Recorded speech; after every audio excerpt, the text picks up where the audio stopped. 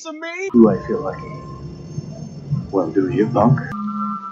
Good morning, Vietnam! I love the smell of napalm in the morning. You're gonna need a bigger boat. I feel the need for speed. I wish I knew how to quit you. Love means never having to say you're sorry. You do.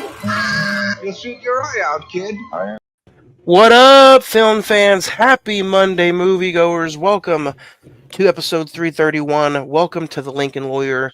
You're listening to a brand new episode of the Cine-Men movie podcast. I'm one of your hosts, Juan, and I am joined by the cast, the crew, the other hosts. Zach? Hey, what's going on, guys? Hey, guys. Jay? Hey. I'm trying not to cough. I just took a hit, so try not to cough and run everything. It is that time of year. I'm coughing for other reasons, man. I feel like complete and utter dookie. Something's going around, but it affected me. It's not the vid, thank goodness. But you said that last time, and look what happened. So anyway, guys, what a week! Actual hospital checkup this time. Hospital checkup, yeah. You guys have a good week? That wasn't pretty bad. good. Pretty good. Nice. Yeah, it has been a good week. Weather's back and forth, cold.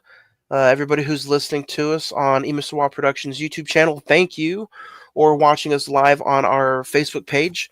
That's facebook.com/the Cine-Men Movie Podcast. Last week, guys, was a fun episode. I didn't think how the conversation would turn with Alien Romulus, but by all means, fun conversation about that movie. Very fun. Yeah, it was a lot of fun. I had a lot of different opinions. I think we all generally were on the same page about the movie. So We all liked it, but some to other degrees than others. Yeah, it was a good movie. I liked the conversation because we all liked certain aspects of the film, and then we all disliked certain aspects of the film. Yeah. But we were all pretty conclusive that we all didn't like the android that the handheld android. That was pretty bad. Did you guys see last week or earlier this week they came out with news saying the directors said they upped the CGI for the digital release. The digital release, which was cool. Yep. So I've always been like, man, whatever you see in the final theater product, that's what you're gonna get. But I'm glad that people and directors still give you a little bit extra if you get the home video release, whether it's streaming or the physical media. I've always been a fan of director's cut or extended cuts if they make sense or if they add. Especially the Lord of the Rings movies. Those are the one movies that they add. Oh, yeah. Peter Jackson, he did that Lord of the Rings, King Kong. I think he's done that. There's always an extended cut like a year after the theatrical comes out on DVD. Well, he even had one for the Frighteners. I don't know if you've seen that. No. I didn't know that. It's a little bit different. Yeah, it's a little bit different. Just a little bit. So. Did you guys, speaking of extended cut, Robert Eggers is releasing a extended cut of Nosferatu when it hits Blu-ray. That was expected, I think. So I haven't even seen the movie yet, but I know this is the first time he's done that with any of his films. So yeah, I'm interested to see how much different this is going to be. But anyway, if you guys did not listen to last week's episode or any of our past episodes, go to the social media links that we're showing here on the visual. If you're listening to this audio form, podcast land only, it's facebook.com/the Cine-Men Movie Podcast. The Instagram is all one word at Cine-Men Movie Podcast. The X is at Cinemen405. And then the email bag is cinemen921 at gmail.com. Again, those have all the links to our past episodes, all the show archives in the past. So go check them out. You can even go back and listen to episode 1. How bad that one used to be. Man. See how much we've improved. Yeah. But you know what? It's all fun. So yeah. Alien Romulus. Go check it out. It's already getting up there as far as one of our highest rated episodes so far in the last 6 months. So, recent watches, guys. If you want to start off, Zach, what about you? Did you check anything out this past week that you want to recommend anybody? It's been a light week. I caught up on Dexter Original Sin. Caught up with all the episodes as of right now. Landman just had its season finale. I'm like 25 minutes in, so I haven't finished it yet. And I'm actually doing I guess a werewolf binge, I guess you would say, of the Universal Monsters, getting ready for Wolfman, which comes out this Friday. I watched Werewolf of London, which is from 1936, something like that. Oh, the first one. Yeah, I'm on She-Wolf of London, and then I'm going to watch The Wolfman, the original 1940s version, and then the 2010 Benicio del Toro remake. That I don't know what you guys think about that. I think it's kind of underrated. It's a real fun, actually. What about creature? What about An American Werewolf in London? Are you gonna watch that? It might make the rounds depending on how much time I got. That's like the best one of all. You gonna watch the one with Jack Nicholson? Silver Bullet. No, that's a Stephen King book. I'm talking about Wolf, I believe it's called. Oh no, I think it has Michelle Pfeiffer in it. Oh no, I don't think I've ever seen that. No. I talked to you guys about my 2024 kind of binge. I think last week it ended with Joker. Did I talk Blink Twice last week? No. Blink Twice is really good. It's so funny that this movie came out that weekend, but this movie feels like it's talking about the Diddy stuff that's going on. It's about like a really rich, wealthy guy who bought an island, and he invites chicks over, and they pretty much manipulate, drug, rape, and kill him. I didn't give out the whole deep plot of the story, but Channing Tatum is insane in that movie. If you're like, I don't want to check it out, at least watch it for his performance. He's pretty good. Checked out Les Miserables again, the one with Hugh Jackman. With the recent episode of Friday the 14th podcast, checked out The Mousetrap. How much did you regret doing that? It wasn't too bad. It was a fun conversation. I gave the movie a 1, though. Speaking of 1, I checked out Transformers 1. Oh, no. It was pretty good. Have you seen it, Zach? Have you guys seen it? Yeah. I've seen the first 45 minutes of it. So far, so good. Yeah, not too bad. Watched The Lincoln Lawyer twice for today's episode, and then I went on a little some new A24 movies that I had to check out. I saw The TV Glow, which was pretty good. It's decent. And then the stinker of the day is The Front Room with Brandy. It's been a while. Yeah. It's been a minute since I've seen an A24 movie that I did not like. And it's very few and far between. You know what, though? This movie, even though I said I don't like it, there's still some parts of it that's like really good. But then the overall aspect is like, I'll never watch that again. You told me it had Brandy. That's all you had to say to tell me it was a garbage movie. You know what, though? She aged pretty good. She still looks pretty decent in this movie. She looks young, even though she's playing like a middle-aged mom. And she is. I think she's in her 40s or 50s. She's about my age. She's about my age, yeah. Yeah, so she aged really well. And honestly, I will say she's the best part of the movie, if that tells you anything. So if I had to recommend anything, go check out The Lincoln Lawyer. It's on MGM+. I saw The TV Glow is on Max. She does not look 45 years old. Yeah. No. Blink Twice is on Peacock, I believe. I did check out Knuckles. Not impressed. Well, it wasn't for you. Yeah. So, Jay, what about you? What'd you check out this week? I've sat there. I'm still on the Halloween binge since there's 15 of these damn things. And I watch all the special features as well. And so I'm starting to get to the later ones where they're packed with special features. So it's 3 or 4 hours of just watching the special features. And I'm watching the Screen Factory or the Shout Factory releases of the 4K presses for 2021. And all of them so far so good. I watched Halloween Resurrection the other night, and the last 20 minutes are just you can't see shit. Like the film is so dark. I was left looking at the screen like, what the hell are they even doing? Are they walking across the screen? Are they hitting Michael Myers? There was when the fire finally came on at the end. Whenever the garage lit up on fire, you could finally see what the hell was going on. The last 20 minutes is just complete darkness, even though it's a 4K print. I went through and watched Terminator 2 because I went through the making of binge on that. I wanted to see, go back and rewatch the making of on that. I tend to watch a lot of making of documentaries. That is, the longer the better. So that's where I'm at. I watched Terminator Dark Fate. I remember watching it, but as I sit there and watched it, I'm like, I don't remember any of this shit. And then I watched Genesis. Terminator Genesis. That one's not. I see people bag on that one for that one not being good. Granted, some of it's not very good. It's kind of cheesy and cornball. But I thought Bill Clark played a good Sarah Connor.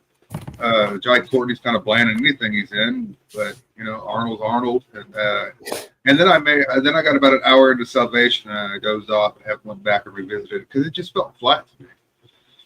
And we went and saw. You remember we went and saw Dark Fate in the theater, Johnny? We went dude, to. I kind of thought Dark Fate was good. No, I'm saying Dark Fate was good. You remember we went and saw it at that new AMC in Norman? You remember that? Yeah. Have you seen Dark Fate yet, Jay? I just said I watched it again. Oh, I thought you said Genesis. No, I watched Dark Fate as well. Dark Fate's the one that I remember watching. I don't remember any of it. So, I remember the part at the beginning when right till up to the dad gets killed. Whatever the hell it is, the T-1000 times out, yeah. The factory fight, yeah. Yeah, at the very beginning. Mm-hmm. Well, actually, I made it all the way to the point where Linda Hamilton showed up the first time, and I was like, "Really? That's how they're going to introduce it?" I'll be back. Yeah. Yeah, I get it, but I've been watching a lot of Facebook reels. Yeah, that screams cinematic, doesn't it? Well, that's kind of the way the world is now. Hey, paternity suits. You never know what they're fun to watch. That's what I've been caught on, for real.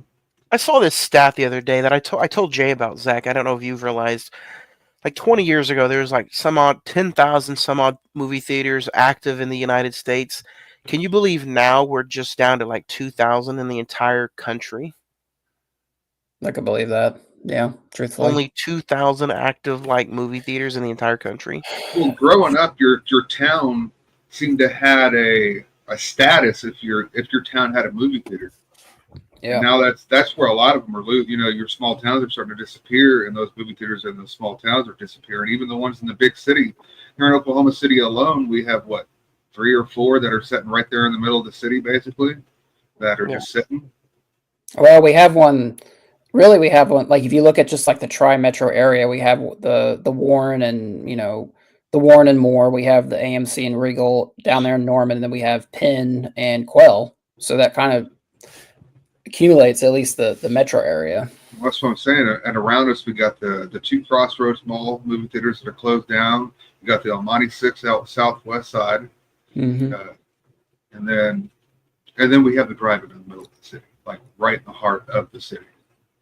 This is a little tangent, but when we went and saw Christmas Eve, we went and saw the best Christmas pageant ever at AMC Quell, and I had just a throwback of 20 years ago, 24 years ago, The Grinch came out. 25 year, it'll be the 25th anniversary this year with Jim Carrey, which is kind of insane to me. But the point I wanted to make was just there was a time when that was a huge thing, going to the movies in the mall. And now it's just you lucky you can get one person.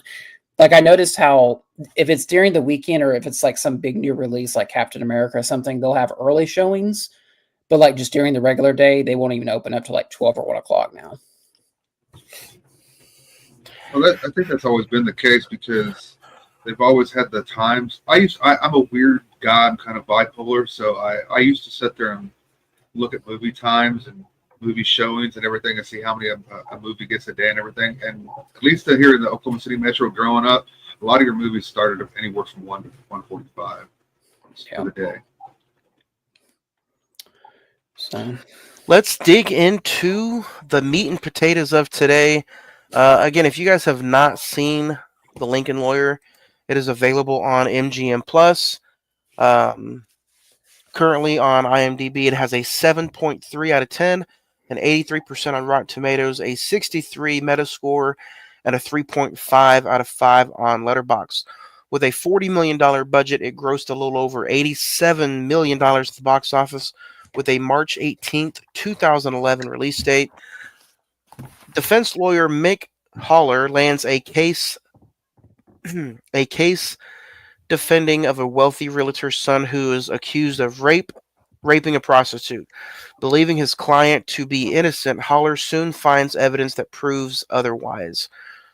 Star-studded cast, by the way, starring Matthew McConaughey, Marissa Tomei, Ryan Phillippe, William H. Macy, Josh Lucas, John Leguizamo, Michael Pena, Bob Gutton, Bryan Cranston, Trace Atkins, Lawrence Mason, directed by Brad Furman, written by John Romano, and then the novel, is written by Michael Conley.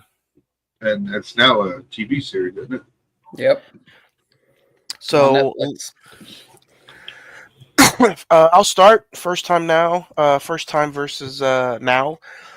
I watched this, I believe, the moment it hit Blu-ray, like August, September of 2011. Watched it literally one time, never picked it up again.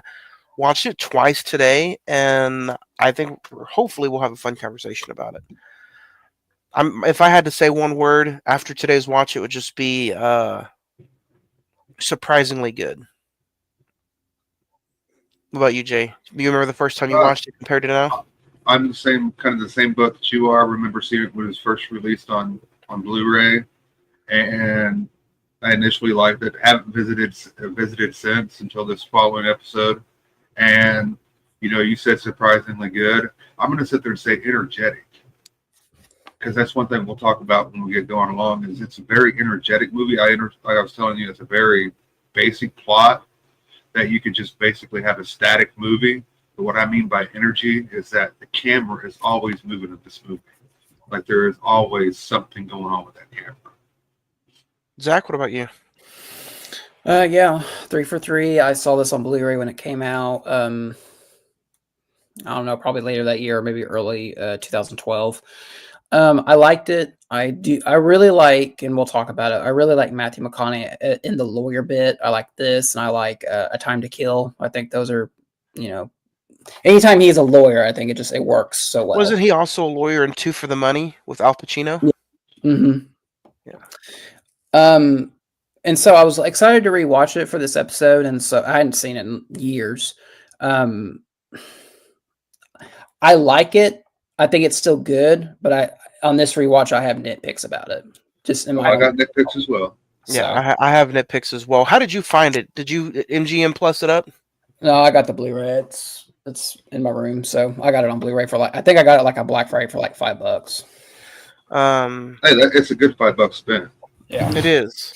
I remember getting this the day it came out, or the week it came out, and I'm like, man, I miss when brand new Blu-rays were $14.99. Oh, dude! It still had the sticker on it when I watched it today, and I'm like, does it have the slipcover? No, it doesn't have a slip. Oh. But anyway, I gotta say, I didn't want to start this year off. And if you guys are just now joining us, or you don't pay attention, or you're just watching us for the first time, yep. Matthew McConaughey is our theme for the year. So every year we pick an actor, a subject matter who is like a theme for that entire year. Last year we did Robin Williams. Year before that we did Denzel Washington. So on and so forth. I think the year before that was like the MCU, something like that. Anyway, this year's Matthew McConaughey. And I didn't know what movie to start the year off with. And a lot of people, I got a lot of emails about the Lincoln Lawyer, the TV show comparison. I'm like, I'm not going to compare the movie to the TV show. I'm not even going to compare the book to the TV show or the movie. But when I watched this movie today, I didn't want it to be cliche and just like automatically praise Matthew McConaughey. But my notes, one of the biggest nitpicks I have about this movie is Ryan Phillippe. How do you say his last name? Ryan Phillippe. Ryan Phillippe. Phillippe. Yeah. That's one of my biggest nitpicks of this whole movie, and it's literally the not the opening scene, but the first time Matthew McConaughey meets what's the defender's name? I want to call him by his name. I'm sorry, but the first time he meets Lewis. Oh yeah, Lewis Relay. Yeah. When they're in jail, and he's talking to him through the bars, I'm like, I don't believe Ryan Phillippe at all. Or as I call him, automatic fraternity douche. Well, he done his entire filmography up to that point is he played pretty much the douchebag in everything he was in. So it's not too. It was just like standard practice. Like if they wanted to really, you would think it would be standard practice, but I know what you did last summer. He was believable, and he was a douchebag in that. Right. In Cruel Intentions, he was a douchebag in that. Right. But I guess what I'm trying to say is when you're in those two movies, you're a big fish in a small pond. But I think his skills got outmatched when he was in a scene with Matthew McConaughey. It just was like night and day. Even though he was a rich frat douchey looking guy in this movie too, I just could not believe. I was like, he got exposed in this movie. Well, no scenes whatsoever did he stand toe to toe with Matthew McConaughey. Well, some of that to me right there, some of that right there is that he wasn't up on his game then either, man, because he was struggling for work around that time. He still does. He was doing the direct to DVD market, if he wasn't doing. And again, he was playing the douchebag in those movies. And I don't know, Zach might have a better look with this, or he might have answers, but I know the director Ryan Phillippe was not the first choice for this, and I know a lot of actors like cast for the role of Lewis. Like I heard it was like over 50 and plus nominated. I don't know how the book is, but I would have had an actor play this character more as a subdued and quiet character. You can kind of like it with Ryan Phillippe. He has resting asshole face. Does that make sense? Yeah, it does. Yeah. You could just look at him and just be like, okay, yeah, this motherfucker's he did it. I don't give a shit what the rest of the story is. Exactly, it's over.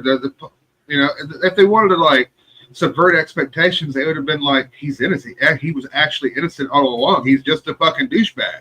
Yeah, but there's so many of those movies too that come out in March that carry the weight of Oscar season almost a whole year, and the movie's like nominated the following year for like at least Best Actor, Best Picture. Mm-hmm. And watching The Lincoln Lawyer today, I'm like, man, I think the only thing that held this movie back from getting so much praise the following Oscar season might have been Ryan Phillippe. This is very possible.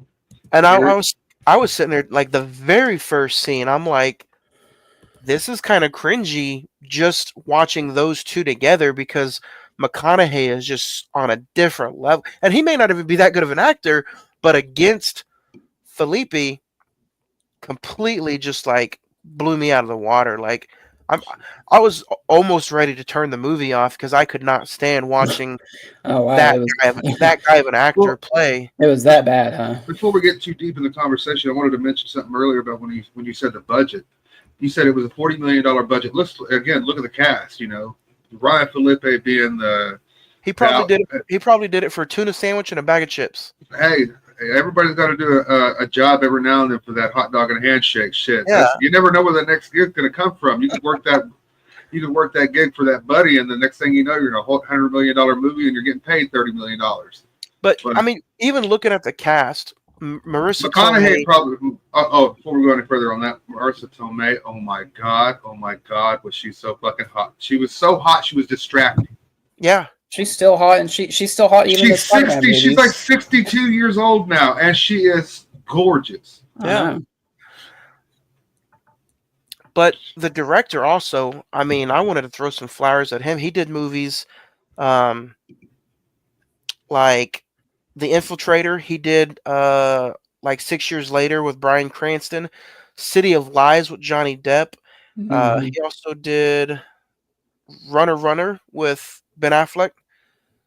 and the take is the reason why he did this movie to begin with.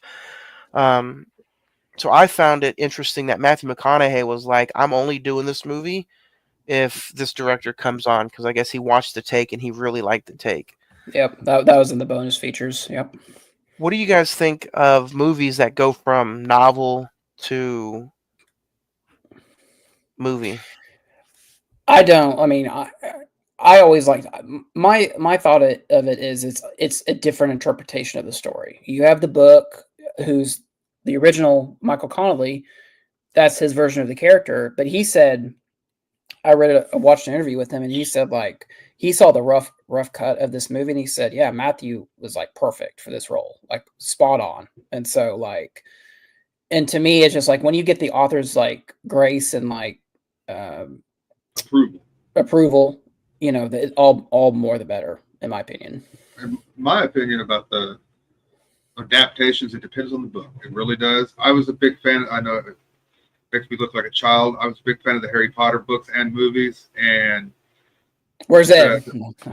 The books were magical, but the movies were still magical as well. I've read The Lord of the Rings, and holy shit! Now he would have to at least make 10 more movies if he wanted to make that entire thing legit. But yeah, so that's how big of a dense book that book is. It's like it's also. I think it's also director. You know, if you have like even Killers of the Flower Moon. I know Jay, you weren't big on that movie, but reading the book, Scorsese took that in a whole different direction, and I thought the way he did it was actually phenomenal. So I think if the director has the right eye for the project, it can make the movie even better. I also wanted to talk about Frank, played by William H. Macy. I thought that character was top-notch, just as good as Matthew McConaughey in that movie. Like, their 1-2 punch.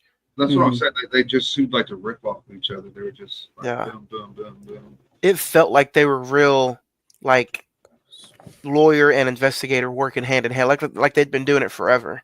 Oh yeah. So their conversations were almost shorthand because you know they had been so close to each other and through the years of getting shit done that they each had to just mention small amounts of detail to each other. They knew what each other was talking about because character-wise, both of them were probably on the same point. They just needed to reassure each other.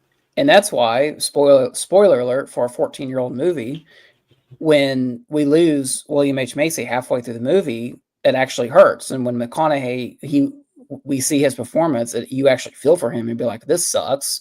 I hope whoever did this gets what he deserves. And let's go back to that scene where Marissa Tomei comes up to the soccer practice. And it's like, she's like, I'll take care of it from here. I'll take her home. You gotta go. Yep. Like at that point, I hadn't seen the movie again in 14 years. That's how you get real news sometimes, though. Just fucking. Yeah. Like the moment she did that, I'm like, oh man. Well, like you sit there and said, it's a master class in acting from everybody involved except Ron Felipe, in our opinion. So it's like everybody's role is small except McConaughey. It's like everybody has a small role in this. Like Cranston's probably in it for what, 3 scenes, 2-3 scenes. You know what's so funny? You know what's so funny about that? I was thinking about it after I watched the movie. He's probably in this about 5 minutes, but if you pay attention, you can almost guarantee that this was filmed like in between the seasons of Breaking Bad. Just the way his hair is, it's just like you must have just finished Breaking Bad and just got this job real quick, and before you had to go back and do another season. Well, you know what I like about it though, like how Jay was talking about earlier, how the camera just moves. I agree with you, but it almost moves and it feels like it evolves around Matthew McConaughey. Like his office being mobile, his life being around the driver, the bikers, the young blonde investigator. All these moving pieces around him end up coming back to him and helping him out in the long run at the end. Well, if you notice a lot of the shots, whenever they're McConaughey shots, the camera seems to be rotating around him. Yeah. A lot of times, because I noticed it during a court scene where he's sitting there delivering a line of dialogue about the case and everything, and the camera's just panning around it. And Well, I noticed the camera movement. I don't usually notice camera movement in a movie, but I noticed it a lot in this. I noticed on this rewatch that the editing is really fast paced. Like it reminded me a lot of Man on Fire. How it was like very fast and like in your face and kind of like almost not coordinated, but not like centered correctly, or it's just like out of frame almost. I was Like, going to ask. That's crazy. I have that in my notes. I was going to ask any of you guys, did this feel like a Michael Bay drama? It felt like a Michael Mann thriller. Almost. Yeah, Michael Mann. Because of the way there was no explosions, so it wasn't a Michael Bay movie. Because I had Michael Mann written down because of like I know it's in LA and I love how they use California as its own character in this movie. Yeah. But like and they made it look hot even though you know what I mean? They made it look like 5 p.m. most of the time and it was looking really hot. So that's why I was like, man, it feels like a Michael Mann movie. Like I kept thinking about heat sometimes during this movie. The movie heat, not the temperature. It and something. Do you guys consider this a courtroom drama? I do. Yeah. Most of it takes place in a courtroom. Yeah. I feel like by that on point, the law battlefield. When by the time we get to 2011, we don't get many courtroom dramas, and so it's just like, I highly recommended Juror Number 2 last year. Not in theaters anymore, but on TV, they were. Yeah, but they're not like theatrical released anymore. No. Is it? It wasn't theatrical released a few years ago or last year, but what was the courtroom drama with Jamie Foxx and Tommy Lee Jones? Oh, I think it's called The Buried or something like that. I saw that in theaters actually. Hold on one second. Oh, see, there you go. So I was like, why is it not on Blu-ray? I can't find it. Because I thought it was an Amazon Prime exclusive. Like I said, this movie feels a little to me editing wise episodic in a weird way because it's like we're talking about fast cuts and fast edits and everything, right? Yeah. It has a central story arc. He's trying to get the guy, off so he can keep his record clean. I think, but. That is so funny. You thought of that, Johnny. It is called The Burial. It's on Amazon Prime. I hadn't thought about that since I saw it, and like it's just funny you brought that up. But The Burial was 2023. Juror Number 2 was last year, so that was that's like one a year almost. I don't even remember the last one before that. Before there one with Robert Downey Jr. The Judge. That one was pretty good. I like that. Yeah, courtroom dramas at one point were popping out like nobody's business. Well, growing up, Marriage Story. I grew up with my cousin Vinny, so I just bought To Kill a Mockingbird on like 4K 60th anniversary. That's like considered one of the best. That's a good one. Kramer versus Kramer. Mm-hmm. That's a good one. I'm gonna be honest with you guys. The biggest nitpick I have of this movie, and I don't remember this the first time I watched it. I'll fight you. I just thought the pacing of it was like way more slowed down than I remember it being. Like it was one of those where I was like, every time I checked how long we got, it was like only 5 minutes went by or 3 minutes. I did feel the length a little bit. It just like I said, it's got fast. It's fast, but it's slow. It's a weird. I didn't feel the girth in me, but what I did feel was I did check the time at like 29 minutes when I first started, and I'm like, all this was thrown at me in just 30 minutes.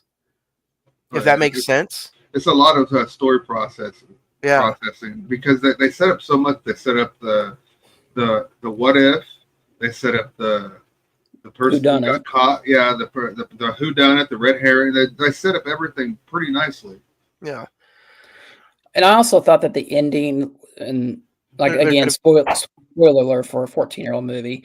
I thought the ending was just kind of climactic. He walks into his house and then he turns around and the mom just shoots him and that's it. He kills her and that's the end of the movie almost. I feel like there was 3 endings when there should have only been 1. Because you feel like it's over when Lewis gets taken away into custody. See, that's where I kind of thought, the movie was over. And then it sat there and had that, because it had that upbeat, up-tempo song. And I'm like, all right, yeah, we're feeling good. And then it drags on for another 15 minutes. Yeah, then you feel like it's over whenever he's at his ex-wife's house with a gun, Mhm. and Philippi shows up again, and the bikers attack him. You're like, okay, now it's finally over. Great scene, by the way. It is a great scene, and then, like you said, Zach, you have the scene where the mother shoots him, and then he shoots the mother, and I'm like, oh, is that how we're gonna end? And then I just thought that the mother, We the ending actually with the ended mother. with the bikers. What do you mean? We actually ended with the bikers getting the free case out of it. which I like that ending because Yeah. throughout the entire movie, I have this line written down too. The driver,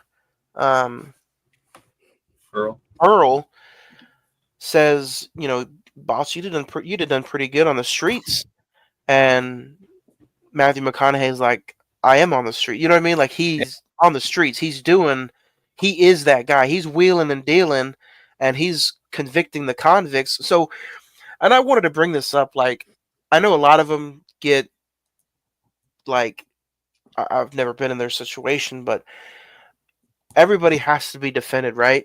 And Yeah. Matthew McConaughey is a defender of Criminals.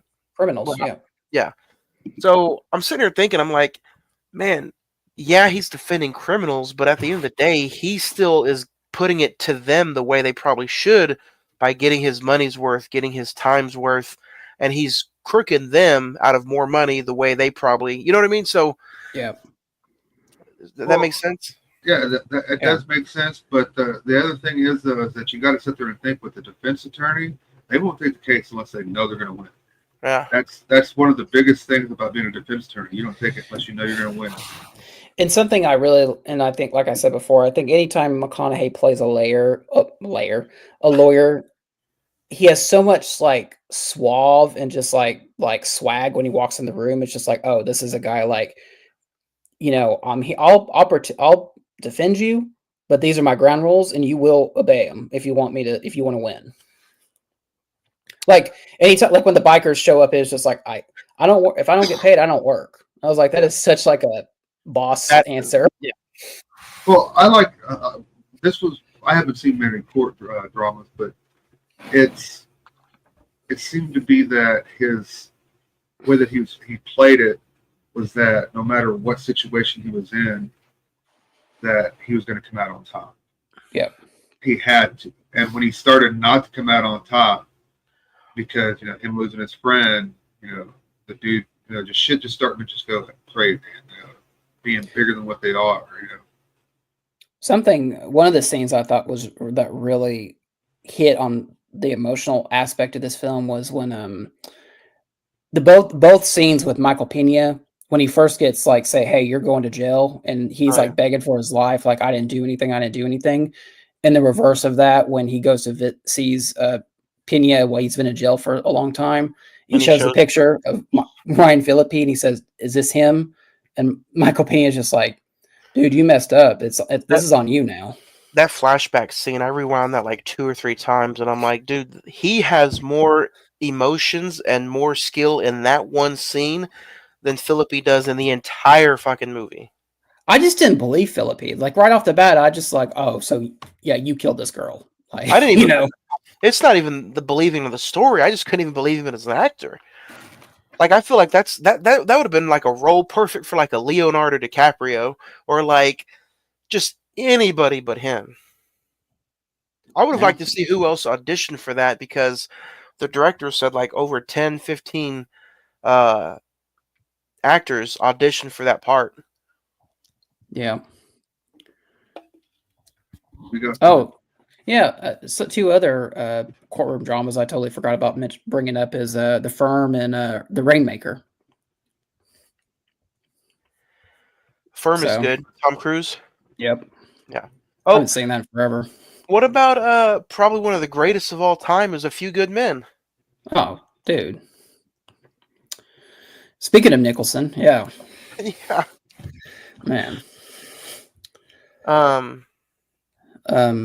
John Leguizamo too is the bail bondsman. We didn't even talk about John Leguizamo yet. Mm-hmm. Well, see, that's the thing. Every character that they picked out for this movie, but you have your main character, McConaughey. He's the driving force of the movie. He's limited to the entire thing. But then you have all these other characters that he interacts with. The way they're played by big name actors. That's why they're recognizable. You know, they're there for. You'd expect a name like Michael Pena. He's going to be in a movie. You know he's going to be in a good chunk of it. He only has like 2 scenes. You got Bryan Cranston in the movie. Same thing. He's there for like 5 minutes. You know, that Marissa Tomei probably has the biggest role besides, you know, probably the third biggest role. It's probably Matthew, Ryan, and then Marissa Tomei. Yeah, and then you got William H. Macy, and the rest of us. Listen to this. So I'll just start with 2009. 2009, he had Ghost of Girlfriend's Past, which we're going to talk about here in a couple weeks, actually. And then in 2011, he had The Lincoln Lawyer, Bernie, Killer Joe. 2012, he had Mud, Magic Mike, The Paperboy. And then 2013, like, was his killer year. Dallas Buyers Club, The Wolf of Wall Street. And then 2014, he had Interstellar. This was like kind of the beginning of like the McConaissance, as they called it, where he was just like chugging out roles like crazy. And good movie. Like, Mud is a film I would love to talk about here, maybe later this year. So, and then he did like little other things like Kubo and the Two Strings, and Free State of Jones, and The Dark Tower, and White Boy Rick. I started on The Dark Tower. I've read those books. Oh my god! As a fan of the Tower series, that movie pissed me off. White Boy Rick. I forgot about that. Oh yeah, that's not a bad movie. Oh, and The Gentleman. You remember that? The Guy Ritchie movie? That's a good one.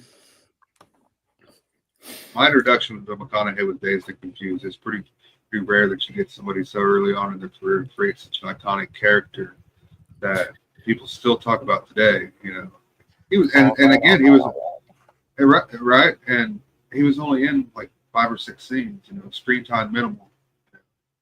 We Are Marshall. That's it. The older he gets, they just stay the same age. Exactly. Yeah. He's probably saying that at Texas right now. That's why he's always on the sidelines. I think actually my introduction to Matthew McConaughey was Reign of Fire. We talked about that like 2 years ago, I think. That's insane. That was a while ago. So, what other kind of nitpicks do you guys have on this movie? Honestly, I thought the flow was good. The only thing I did not like, honestly, was the Ryan Phillippe parts. Like, even when McConaughey was like, "You lied to me. This is your knife. This is not your knife," and you said you paid the prostitute for sex, and it was a continuous thing. Even though even in that scene, McConaughey is nailing every single scene, and Phillippe is just still doing the same thing. Even in the actual courtroom, and the judge is going through the readings, he's like, his lip is quivering, and you would think, oh, his lip's quivering because he didn't want to get sent to jail. I think it's the opposite. I think it's quivering because he cannot maintain a good scene with the people around him. That's just me, and I think they caught it on film. I would just say that the pacing of the film just got to me a little bit. I felt like, and this is really nitpicking, I don't understand, like, why would you hire someone like Bryan Cranston just if he's only going to be in the movie for like 5 minutes? You know, you could have hired someone else for that role. And then just like the ending was just a little anticlimactic. It's just they shoot each other. Well, you look at it though, like really, like Jay said earlier, really good movies have really good actors in small detailed parts. Leading up to a movie that maybe, and the actors are like, I love the script, I love the cast, I love the direction. I'm going to do it for just a cup of coffee because where could this be come next year for award season? Right. And you think of movies like Crash or Traffic, you know, all these big names in just really small parts. And I'm not saying Lincoln Lawyer is like any of those movies, but looking back at it, watching it today, I'm like, why did this movie not carry on to award season? And I think it's those two things: Ryan Phillippe and the 2 or 3 endings in one end scene. I think some awards could have been handed out to this movie. I think Tomei could have done Best Actress, Supporting Actress.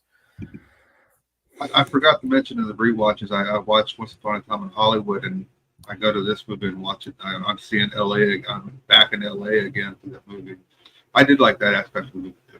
They did make the town feel like a character because they mentioned like different prisons and shit like that. And we don't live in California, but we've heard of those prisons, and we're like, holy fuck, that's a badass prison, or holy shit, that's not a cool place to be going. Hey, you want to know what won Best Picture that year, 2011? Wasn't that The Artist? Yep, The Artist won Best Picture. I've never seen that movie. It's terrible. Yeah, it was the Artist won Best Picture, and the other nominees were The Descendants, Extremely Loud and Incredibly Close, The Help, Hugo, Midnight in Paris, Moneyball, The Tree of Life, and War Horse. See, this feels like it's a Moneyball kind of movie. Moneyball came out the same time, right? March, April 2011, and it got carried around to the next year. Let me see. Or is that a 2010 movie? No, it came out September of 2011. Oh, see? So about 6 months later. Yeah. Both high energy character portrayals. Speaking of California, we got to send some thoughts and prayers over to California. Yep. Central California is completely engulfed in flames still, and it's kind of terrible. It's kind of scary, too. I mean, could you imagine just going out and, going out and coming out your house, you look behind you and you see a wall of fire headed towards you and there's no way to stop it? Or nowhere to go. That? Yeah. It's terrible. I've seen the pictures of the sunrise and shit like that. That's just the normal sky there, and it's just pitch red. It's just a red sky. And it's like, holy shit. It's scary. Even seeing the news reporters wearing the goggles and the face masks, like... Scrolling through my reels, I've seen people running up to people's doors because you can see the neighborhoods through people's door cams. I guess that's a big thing now. And you can see just embers. Like it's snowing fire. Flying. It's just snowing fire, and it's like, holy shit. And I guess it's where the fires actually started in certain parts of Hollywood.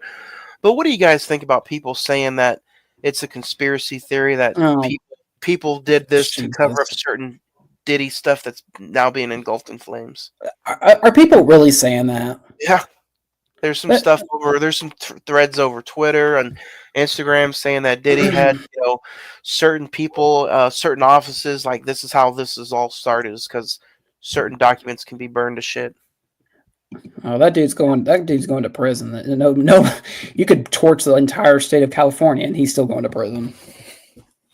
But it's like everything. That's just ridiculous. I think the joke right now is that if anything's weird or obscene or anything, it's a Diddy did it or a Diddy party. It's the go-to. Yeah. It's a played out joke where it'll be like 5 or 6 years before we see anything go down with the Diddy shit. We never seen anything go down with the other person that we shall not name that unalived himself inside of a cell by him. We won't even go there. Yeah, but that just quietly went away. Out of curiosity, have you guys ever seen the Netflix show For the Lincoln Lawyer? No. Yeah. I honestly didn't even know there was a Lincoln Lawyer TV show till last week. I'll be honest, I watched a couple episodes, not for this show, but just when it first aired, I was just like, I miss Matthew. I can't do the show without Matthew. So in one of the interviews, the writer of the book was like, dude, I would love it if you leave the lawyer shoes on. There's more stories about the lawyer, and like he developed more books, but you know how the Reacher show on Prime, they adapt like each one of the books from the Reacher series. Let's do that. Let's just do a Lincoln Lawyer movie series, and Matthew can come back. I don't know why it didn't have a sequel to this. Yeah, probably didn't make enough money, to be honest. Well, one said it cost 40, made 80. They probably spent $80 million total, because you always sit there on a Hollywood movie, you take the budget and then you times 2 it, and that becomes the advertisement budget. So it'd have been about $40 million for advertisement, $80 million investment, only making $80 million back. It didn't make no money in the end. And we'll talk about it here in a couple weeks, but this was kind of the first movie where Matthew was like, "No, I don't want to do the rom-coms," because the one before that was Ghost of Girlfriend's Past. So this was really the one that was kind of like, "No, I want to be considered as a serious actor." Yeah. So, but favorite scenes? What about Johnny? I'm gonna go with the Michael Pena scene, the flashback. Top tier, in my opinion. That's probably my favorite scene of the movie. And then, there was a lot of heart in that scene. and then if I had to pick one more, anytime William H. Macy, Frank, and Matthew McConaughey go back and forth with their work, even at the soccer practice, that's gold too. What about you, Zach? I'm gonna do the other emotional scene when Mickey finds out about Frank's death and he goes to the apartment. I thought that was probably top two emotional scenes in the movie. And when Ryan Phillippe gets the shit kicked out of him by the bikers, that was very enjoyable. So, Jay? I agree with you, Juan, on the.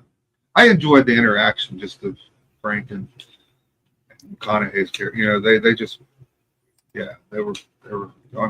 I was sad when he was gone because I was like, shit, we need to get no more scenes of them together. Because it was that fun. yeah.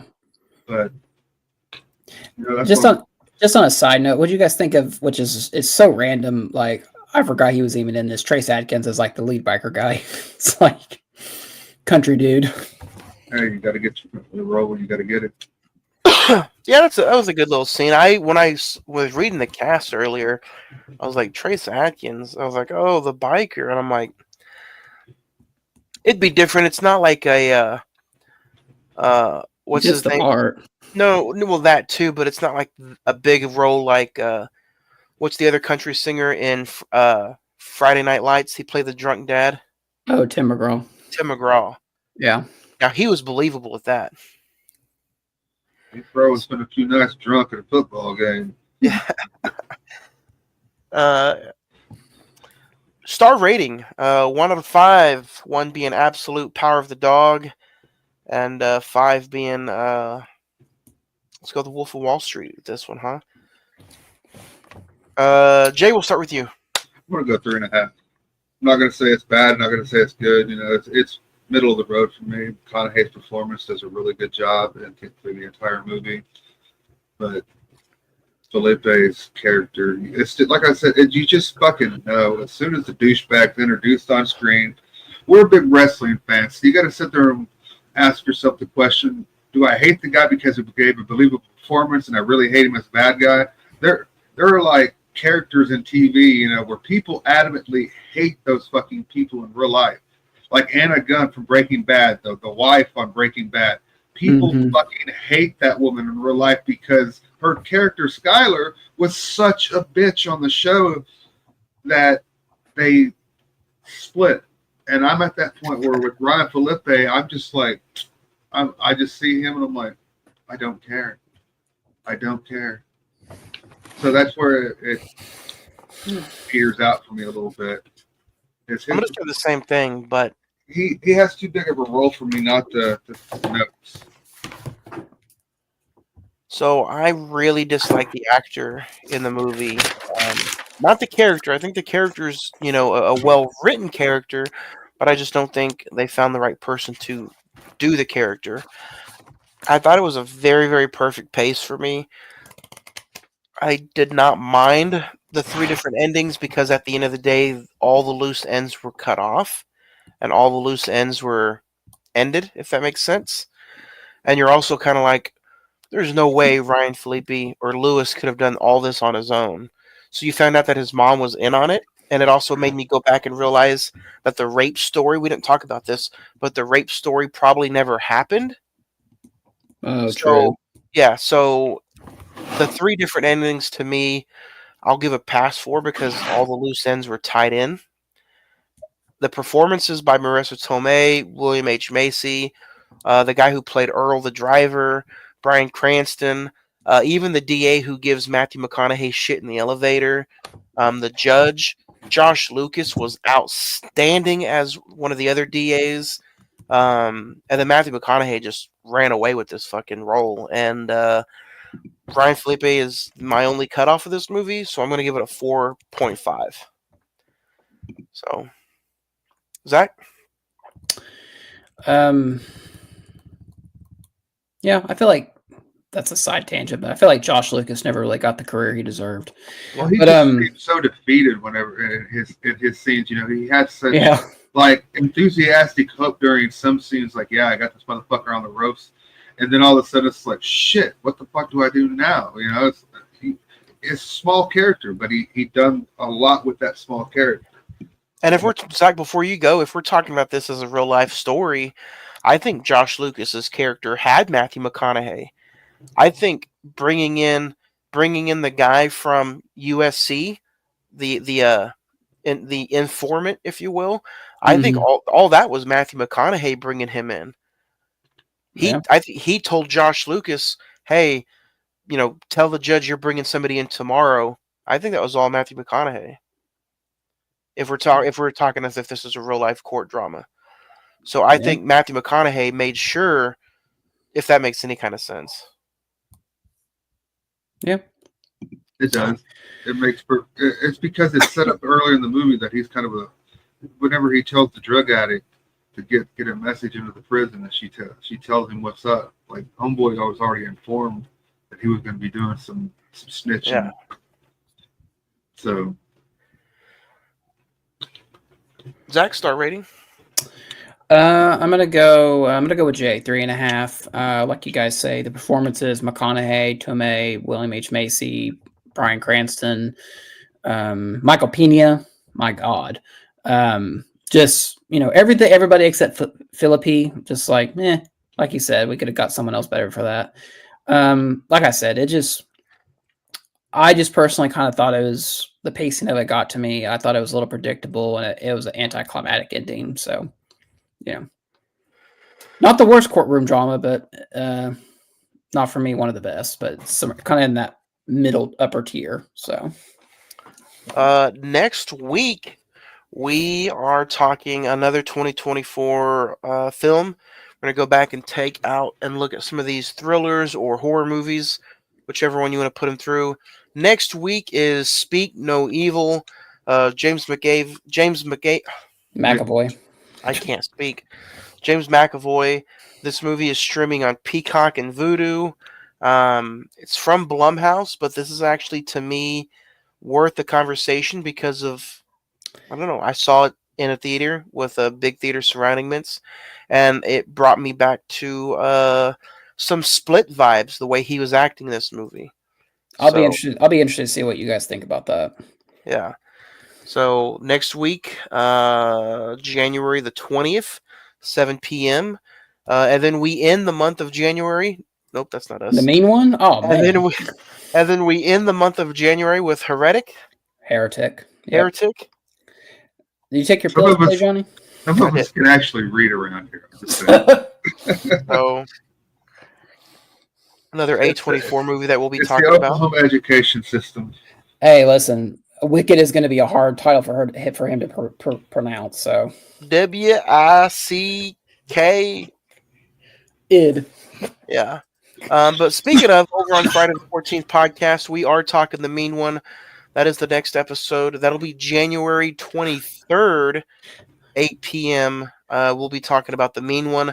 And then do you want me to call you and say I just have an emergency? You need to come get me or something? And then February the 6th, we'll be talking our top 5 horror movies of 2024. Oh, that's going to be really hard. So that's Friday the 14th, February the 6th.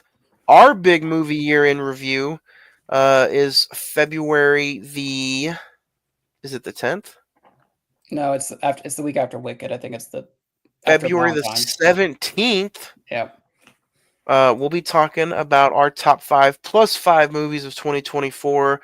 So our top 10 of the year, we're also going to be going over we're going to be giving out some hardware. So best horror movie, best comedy, best animated movie, favorite actor, favorite actress. So what's our favorite award to give out, Johnny? What did they show up for?